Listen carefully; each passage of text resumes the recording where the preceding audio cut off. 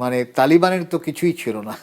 তো তালিবানই যদি মানে বছরের পর যদি যুদ্ধ চালিয়ে যেতে পারে ওরকম, এবং যেই কি বলা হয়, আহ, আমি যদি জিওগ্রাফিক্যাল লোকেশন বলি, এবং যেই টেরেইন ইরানের, এবং ওখানে পাহাড় টাহাড় যে অবস্থা, ওই চোখ বন্ধ করে যুদ্ধ চালিয়ে দেবে। কবে মনে রাখতে হবে জনগণের সাপোর্টটা আছে কিনা।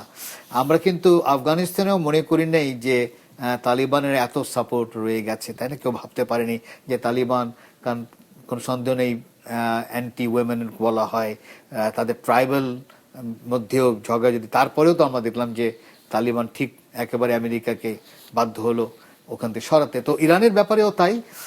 তো ইরান যুদ্ধ চালে, ওই জন্য বলছি যদি সিভিল ওয়ার হয়, ওই ধরনের কিছু হয়, তাহলেই কিন্তু বছরের পর বছর, কারণ সিভিল ওয়ারের মনে রাখতে হবে একটা অংশ তো ইসরায়েল আর আমেরিকার সাথে রাখবে। এখন অ্যাজ এ ইরানিয়ান সে কি চাইবে যে মুক্তি আসছে ইসরায়েলের মাধ্যমে? এটা তো বিশাল কন্ট্রাডিকশন, তাই না?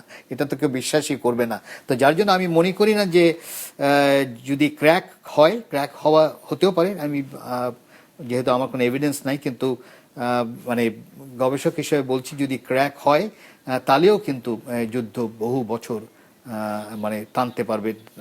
এটা এতে কোনো ঝামেলা না।